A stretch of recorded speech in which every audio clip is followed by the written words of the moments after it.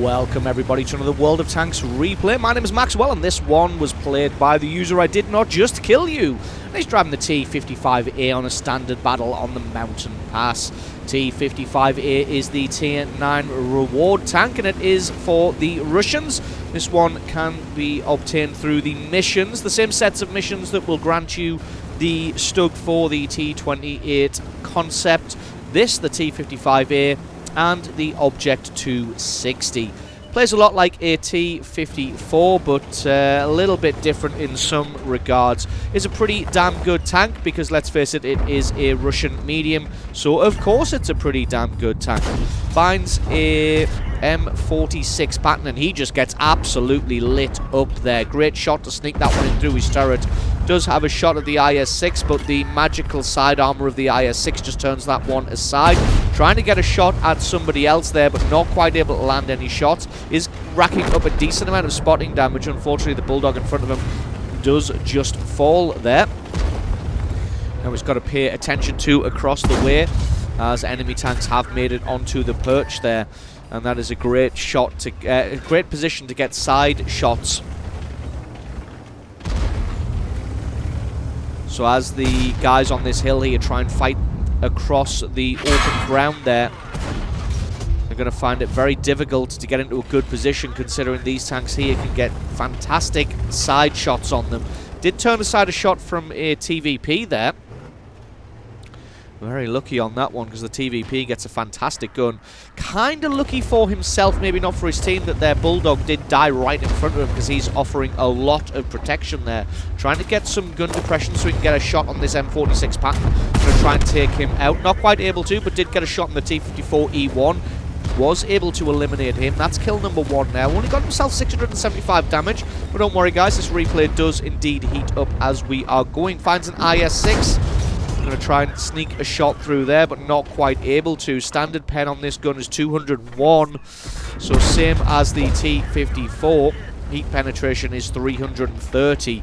This is a tier 10 game, so you can't really blame the guy for loading lots of heat. He is carrying plenty of it, and you'll see where the amount of shots that he fired, it doesn't really matter whether he fires the heat now or later, he absolutely did need it. I'm going to try and get a shot on this IS-3, but that one just turned aside.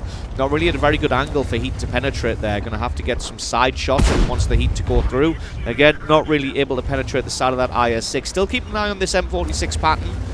Although the M46 pattern may not be able to pop over the top to get any damage himself, he is going to keep him spotted, and it is going to be a risk there. The STB-1 has turned up now, and this could be a risk. That is a fantastic little brawler. Gets the kill finally on the IS-6 after his third shot. Did lose a trap and some health to the STB-1. Like I said, got to pay attention now because that is a dangerous, dangerous target. The M46 pattern got taken out. Not quite able to land any damage on the STB-1, but didn't take any damage in return. Somebody else did get a shot on him, though, from the hill up the top, but now they're being pushed on the right-hand flank. So we've got to be careful about that. And then a quick look at the mini-map will show they're also being pushed on the other flank as well, behind. Tries to sneak a shot through the E4 there, but that one just gets eaten up by the dirt. Having a look towards the left here, he's absolutely spoiled for choice by targets, but what that also means is that they're getting absolutely flanked by everybody here. Gets his loader taken out by the T28 Prot. Well, that's going to be it now. Going to try and find a shot on him, but still got to be careful because I think that STB-1 is still alive, and the MX-1375 is threatening around that area as well. But he's got a T28 Prot and a T110E4 to worry about as well. Push from the other flank, from the 1-2 line, seems to have been dealt with now. There are a couple of light tanks in the base. That WZ, the MX-1375, and that T10 did get a shot on the T28 Prot. Trying to draw these tanks around the corner so the 4005 can get a shot on them. Did bounce a shot from the T28 Prot. If that E4 moves, he can just out-reload the T28 to take him out. Now he's got to be careful. Not sure if that 4005 is looking in this direction, but the E4 makes his move, gets a great tracking shot, takes a hit in return. E4 does repair that track, but it looks like he's not going to be able to get away in time. Just uses up a shot there to take out his track. Not really bothered about getting damage at that point. Just wants to get his track taken out. The 4005 comes along. Is he going to really put any damage in and help out? Just keeping him tracked now. The 4005 doesn't dare move around the corner. He gets taken out by the T10 in the back. 1 or 2 more shots should be all it takes. Just keeping this guy tracked. There's nothing he can do now. His reload is way more than his ability to repair his tracks. But this game is quickly slipping away. 9 kills to 12. Try and get a shot through the side of the T10's turret, which he can, to get a little bit of more damage. There's 3 tanks left against 6. That one just went into the dirt, but luckily they've got side shots on this T10. The T30 does fall now. Going to try and get another sneaky shot on this T10. Didn't take any damage in return, which is great because he does have about 1,000 health left. Takes a big hit from the Conqueror's GC there, leaving him with only 620 health now. Got to be careful because the enemy does still have 2 artillery pieces. Not quite able to find a shot on this T10. His last remaining ally, the Centurion AX, has fallen now, which leaves I did not just kill you all alone against 6 tanks. Does see the AMX cresting the hill there. Got a great shot to take him out. Going to try and sneak a shot through the turret, but can't quite find the line of sight. STB1 comes around. He's also a one-shot. Just taking a quick little look to make sure no one's going to come across the bridge here. The only real wild card here is this IS-3. We're not really sure how much health he's got. We haven't seen him for a while. Either of these guys push around first, and they're going to be mincemeat. What really needs to happen is this T10 needs to poke out first. He might die, then the STB1 can flank around, but then he's probably going to die as well, as I did not just kill you is a 2-shot to either of these tanks. IS-3 turns up and he's got plenty of health, but he is just an IS-3 against a T9 tank. Not really going to be that much he can do. Can he get the reload? Not really. Not wasting a shot there, which is great work. Takes out the T10 instead because he's a one-shot. Trying to get forward so that the IS-3 can't hit him in the ass. Just going to maybe absorb a shot from this STB1. But he took a hit from the IS-3 there, which was very unlucky. Left him as a one-shot, but a nice stroke of luck. The STB1 wasn't quite able to get a hit. Now he's going to try and get some gun depression so he can hit the rear of the STB1 without revealing himself. He can indeed. Now he's just got to go against this IS-3. A little bit of lag there, apologies for that. Very lucky that he only got his track taken out. Took out the track of the IS-3 in return. Now he's going to try and get into cover. Should reload well before the IS-3, which he does, but the IS-3 will be reloaded before his next shot. Going to try and risk this one. He fires and only bounces on the turret and then takes him out for kill number 9, and that just leaves himself versus the Conqueror GC in the T92. Just going to keep moving and get himself into a little bit of cover as he doesn't want to take any damage from that artillery, because even a miss, even a close range splash will be enough to take this guy out. Loading the high explosive ammunition here. Going to be heading back to his own base. What he's going to do here is climb the hill, just in case the Conqueror GC and the T92 have made a move towards the base. Because at this point in the battle, you can expect that sometimes the artillery will go pure TD mode and come in and try and get those shotguns, try and get some last little bits of damage. But what actually ends up happening here is because there were 4 tanks left alive at the end, the artillery's probably just going to sit in their own base. So we're just going to speed this one up a little bit. Just going to have a look to make sure there's no artillery on their way in. There absolutely isn't. So I did not just kill you. He's going to head towards the enemy base.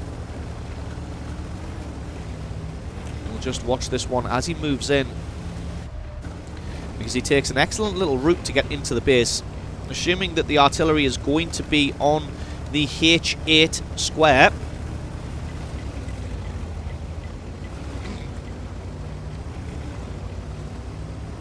He's going to head towards the base here and climb the ridge there. Lovely little piece of work to climb up there.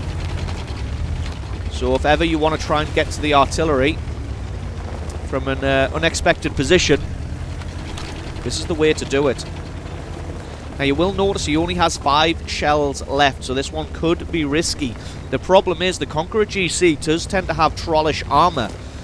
Now I always say that if your high explosive ammunition doesn't have the alpha damage to take out the artillery in a single shot, then you probably shouldn't load it. Just stick with AP. Because if you're going to have to fire 2 shots of high explosive, you might as well fire 2 shots of AP, because that is 99% of the time going to penetrate, whereas the high explosive ammunition might not penetrate. And here we go, finds the Conqueror GC, and as you see, he doesn't have the alpha damage to take him out in a single shot, and indeed he only does 149 damage, so you see, doesn't have the alpha to take out either. His Conqueror GC just goes full ham here, decides to just go for the ram, but he absolutely fluffs that one, misses. Can he get around in time? He can't, he gets taken out. That was the opportunity for the T92 to come in. If ever the T92 had an opportunity to win this game for his team, that was it. But now, he gets a little bit cagey at the edge of the hill there. I did not just kill you. He's going to have to play this one very, very carefully, as he only has 2 high explosive shells left. And again, the T92 can have slightly trollish armor from the front. You do not want to get a 0 damage critical hit with high explosive at this point. Just trying to make his gun depression work for him. Either that or trying to lure the T92 into having a shot. T92 looks like he's trying to back off to re-engage stealth. No, it looks like he's trying to come to the edge to also make his gun depression work for him.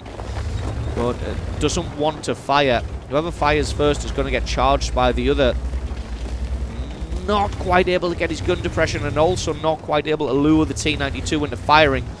Looks like the T92 is trying to back off to re-engage his stealth. So I did not just kill you is moving on. Going to maybe try and come at him from the regular hill.